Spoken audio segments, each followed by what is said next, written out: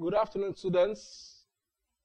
Once again, it's time for social studies. And I'm your teacher, Pastor Nwakanma Anthony. Quickly,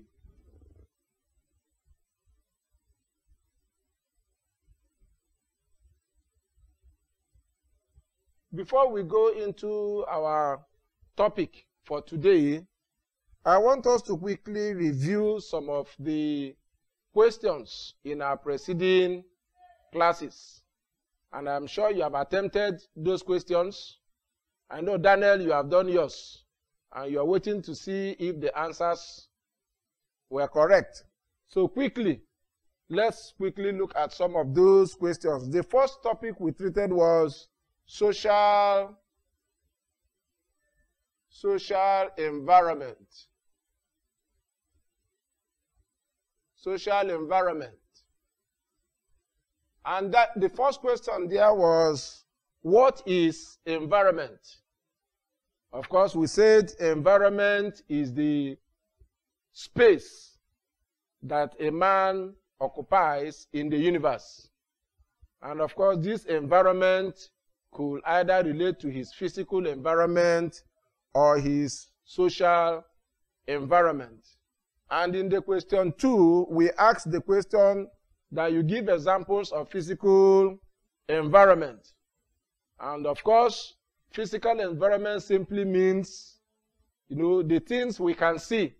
So the examples could be the forest, could be rivers, could be houses, and anything that is tangible that you can see. They represent your physical environment. Joseph, I hope you got that question. I can see you smiling. That's great. Then the third question was, we said briefly, explain what you understand by the term that man is a social being. What do we mean when we say that man is a social being? Of course, we said it means that man relates with his environment.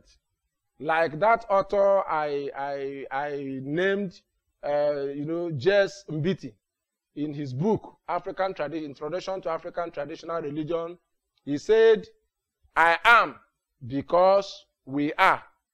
And since we are, therefore I am. That's a quotation.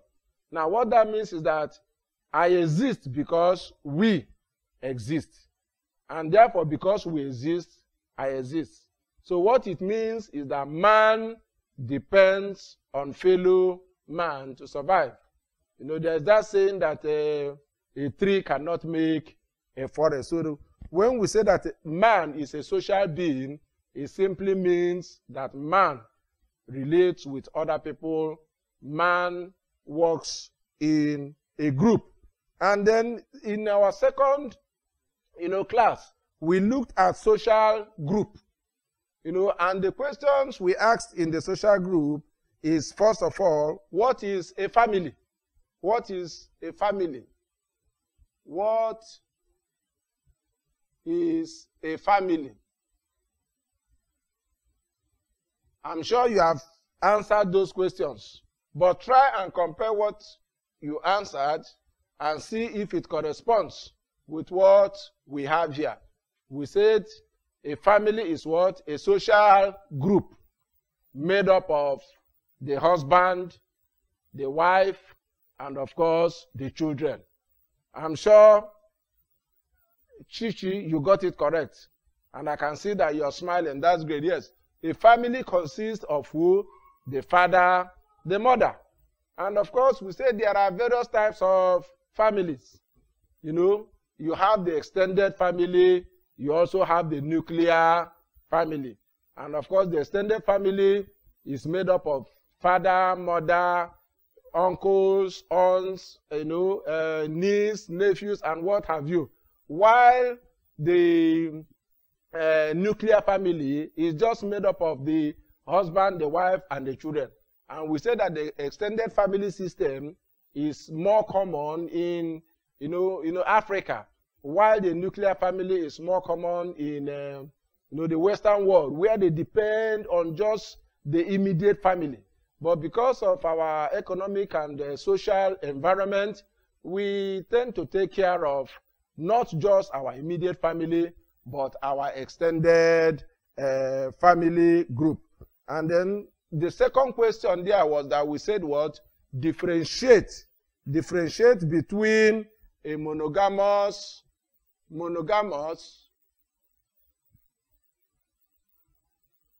and what? Polygamous family. Polygamous family. I'm sure Clarion will be smiling that she got it, yes. So quickly, can you tell us what is monogamous family? Okay, I want to believe that answer is correct. Monogamous family simply means the family where you just have a husband and a wife, and of course, the children. That's monogamy, monogamous family. And this type of family is common among the Christians, you know. While the polygamous family is a family where you have more than one husband or more than one wife. Some people will say, what is pastor saying? Of course, I told you. I said in polygamous family, you can have a type of family that is called polygyny. Polygyny and polyandry family. Polyandry family. You know, if you can remember, I said polygyny is where you have one husband and, of course, more than one wife. That is polygyny. Although we just say that is polygamous family. No, it will be limited if you just say polygamous family is, you know, a husband and more than one wife. You could be talking about polygyny. Because there are also some societies that practice what we call polyandry. And what does this polyandry do? In polyandry, you have, you know, a wife and more than one husband. Of course, that type of marriage is not really common, but there are some areas where you have such marriages too. Then the last question we asked in our last class was, what are the rules of the family? Rules of the family. Of course, we know that the family is the unit of the society. What do we mean by unit? In other words, the smallest group of the society. And whatever happens in a family will reflect on the society. So, the family is the shadow of the community or the reality of the community. And we say, of course, that the family also plays the role of socializing the children. It is the first school that every child will attend. The family teaches the child, you know, the norms, the values of the society. And the family also serves as an economic base for the child. You know, when he is in the family, he knows that somehow there is what? Security. And of course, one of the prime role of the family is that of procreation and reproduction. You know, God said we should go and do what? Multiply. And multiplying does not mean that you have to multiply disorderly. There is a pattern, and that pattern is only through the family. Now, so I want to believe that you have answered all these questions and you got them correct. Can you clap for yourself? Oh, that's wonderful. Very good, very good. So today, quickly, we want to look at another topic, group conflict. Group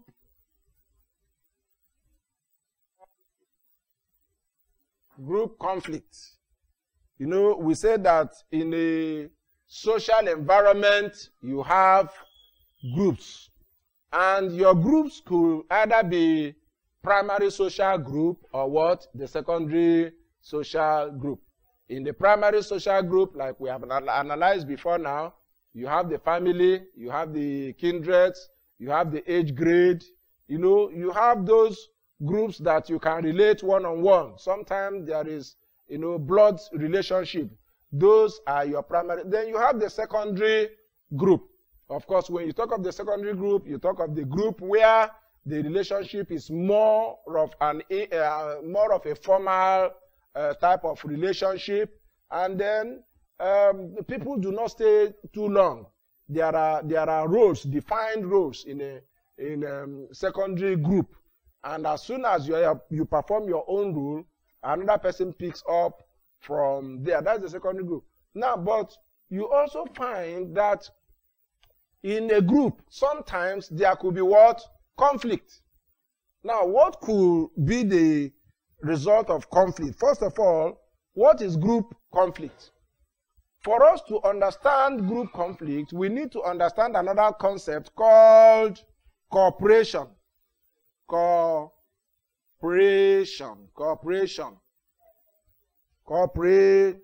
What do we mean by cooperation? Cooperation simply means, people acting in unity. People agreeing, to achieve a particular goal. People that have set some objective and they make up their mind that this objective must be achieved. So that objective can be achieved through cooperation. When people come together and say, let's put resources together and make sure something comes to pass. That is cooperation. So every group must have at its, foundation, this concept of what? Cooperation. Now, when we talk of group conflict, it is defined as a situation when there is no more cooperation. When there is what? Lack of cooperation in a group. The moment this ingredient called cooperation is lacking in any group, what you will find is what? Conflict. So you can say that group conflict is a period when the group lacks what? Cooperation. The absence of cooperation in any group can be regarded as what? Group conflict. At that point, the group no longer agrees on their primary agenda. There is divergent views. There are disagreements. Now, these disagreements could lead to arguments, could lead to quarrel, it could lead to fighting, and sometimes it could even lead to death. If you look at the Nigerian Civil War, between 1967 and 1970, it's as a result of what? Lack of cooperation. When the groups refused to agree, and there was crisis, and before you knew it, it led to civil war, and so many people died in that war. That is one example of group conflict. So quickly, what are the causes?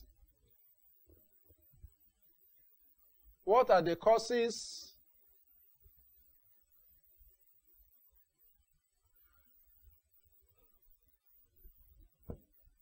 What are the causes? Causes of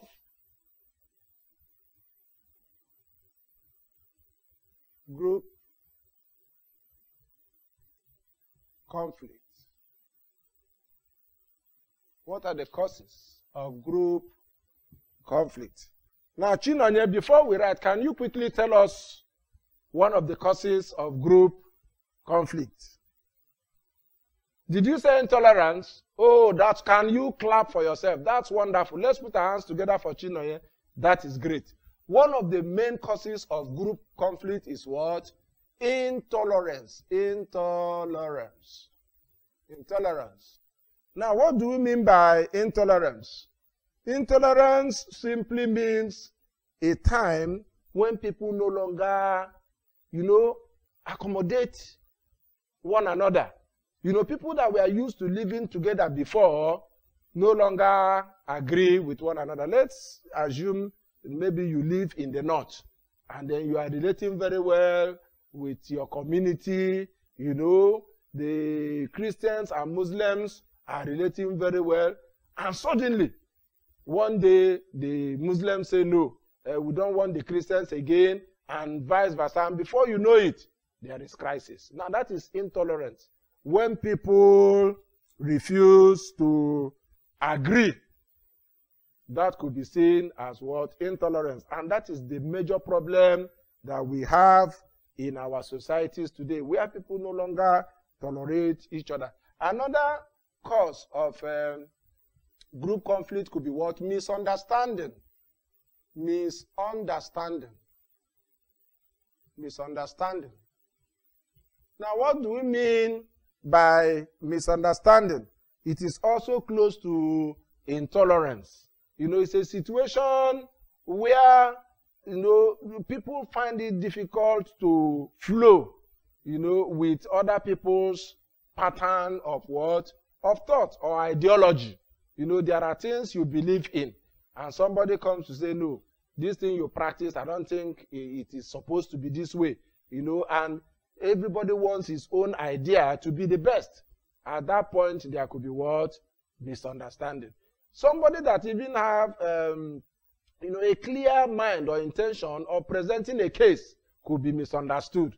And before you know it, there is crisis. So misunderstanding is one factor that leads to group conflict. Another group conflict could be what? Marginalization. Marginalization. Now, what is marginalization? Now, marginalization is a situation where a particular group, you know, begins to feel that they are being relegated to the background. I hope you understand. Now, like in Nigeria today, there are some ethnic groups that believe that they are being marginalized. Now, what does that mean? It means that they are not being properly represented or taken care of, you know, in the sharing of the national cake, so to say. And so they begin to complain. And at that point, there could be what? Conflict. Also, another reason could be what? What we call nepotism. Nepotism. Now, what is nepotism? Nepotism is when you favor a particular tribe or group or person, you know, based on your relationship with that person. You know, probably he is your brother, he's from your kindred, and maybe during job opportunity, there are job opportunities, you earmark or put some and say this area is particularly reserved for people that are close to me. Now that is nepotism. And when you practice nepotism in any society, definitely it will lead to what? To group conflict. Another problem that can lead to group conflict is what we call selective justice. Now, what do we mean by selective justice? This means different justice for different people. That's basically the definition. Different justice for different people. Now, because somebody has a relationship with you, when he appears before the court or before the judicial officers or justice system, you treat him based on that relationship. And then another person comes and then you treat him on another level. Now, that is why in every society, there is a law guiding that society. Like in Nigeria, what is guiding Nigeria today is the 1999 Constitution, you know, as amended. And every offense a man commits must be written in the Constitution. Any offense or crime that is not recognized in the Constitution or in the law might be difficult to be termed what? A crime. Because the law does not make provision. So you cannot come and input a crime on a man where the system does not recognize what he has done as a crime. Let's say, for example, a man is going to worship his God, and you say because he's going to worship that he has committed a crime. Now, but the Constitution says what? there is freedom of religion. Now, so if we must, live in a cordial relationship and in a peaceful society, people must be treated on what we call egalitarian what? Level. What do we mean by egalitarian? It means what? Equal. Everybody must be treated equally. There must not be sacred cows. And another problem here could be also seen in the nature of what? Selfishness. Selfishness. That's another reason for group. What is selfishness? It means, doing a thing just to benefit your self-interest. In other words, probably as a public servant, you begin to embezzle money. You keep money for yourself, for your children, for your grandchildren. Now, for example, in Nigeria today, we keep hearing of Abacha loot. Abacha died over 20 years ago, if I'm not mistaken. But up to today, he's still vomiting money. His money is still coming. Somebody said we should be thankful to Abacha for saving so much money for us. But it's not the norm that somebody should exploit the opportunity or power, to embezzle money. Now, selfishness can lead to what? Group conflict. And another one could be what? Inefficiency. Inefficiency. What do we mean by inefficiency? It could also be termed as mediocrity. Mediocrity. That is when you are not qualified for a job and then you are assigned that responsibility. What happens at the end of the day? You will not put in your best because you don't understand the rudiments of that job. So that is the problem we have even in Nigeria today, where because of a relationship you have with somebody, you just placed him in a particular place. Then another point is ethnocentrism.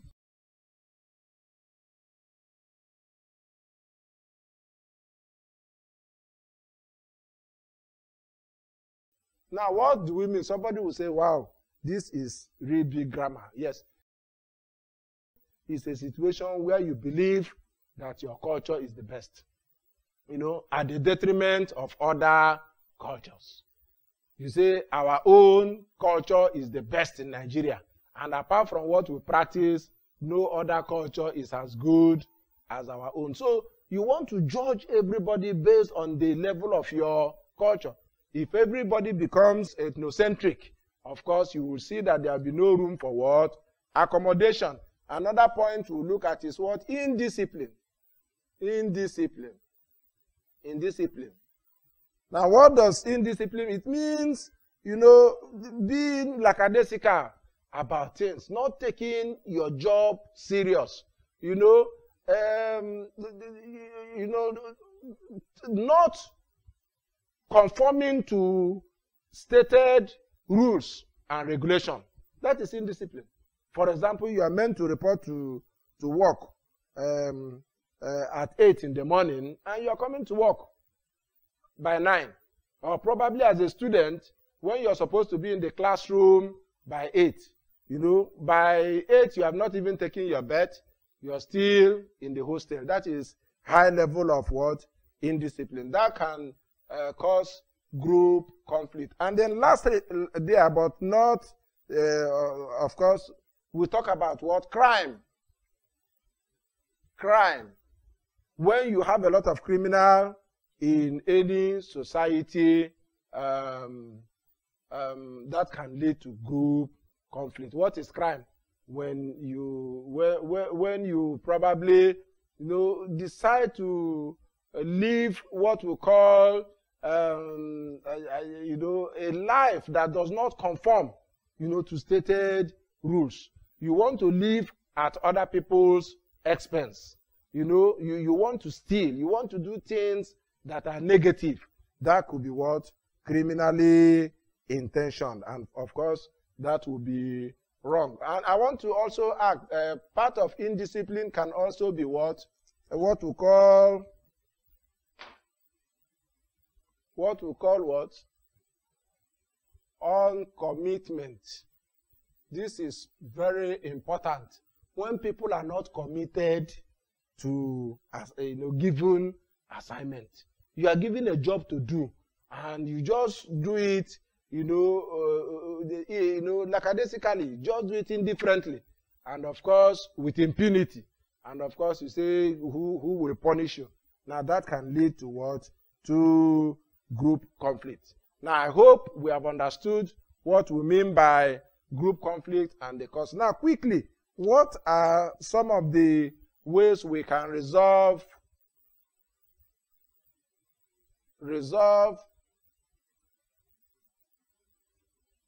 group conflicts? How can we resolve group conflict? Of course, number one, by what? Peaceful dialogue. Peaceful dialogue.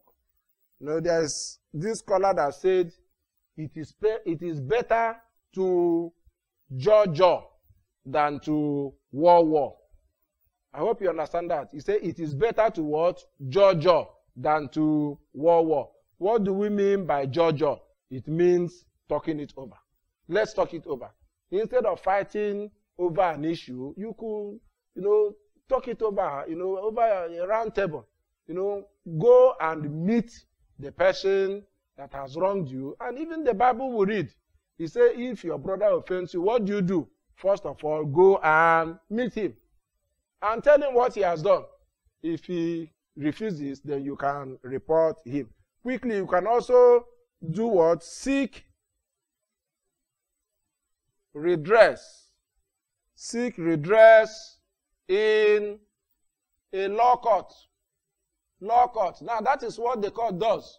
The court is the protector of the common man. So if you see that your right is being trampled on, you can do what? Seek redress. Number 3, you can also report to the police.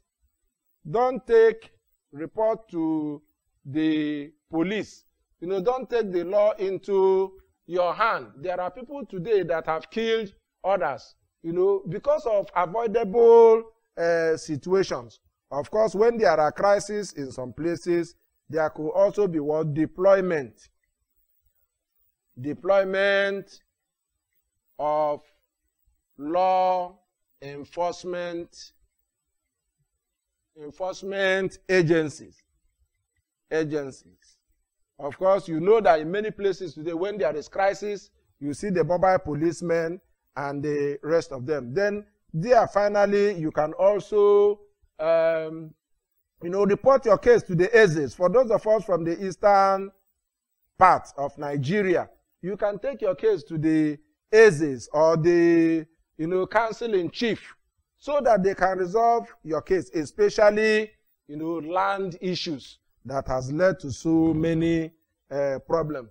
So this is where we are going to stop today, and I hope you have been able to understand what group conflict is, the cause of group conflict, and the way that group conflict can be resolved. Quite quickly, I want you to take down these questions for your assignment.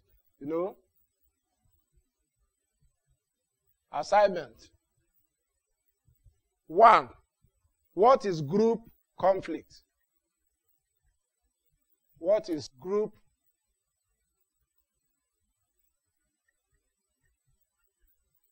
conflict? Then 2. State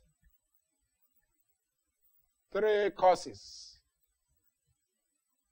of group conflict. And finally there, briefly explain 3 methods of resolving group conflict. So look at these assignments and answer the questions. And please remain protected and take every precautionary measure against the COVID until we meet in our next class. I remain your teacher, Pastor Nwakanma Anthony. God bless you.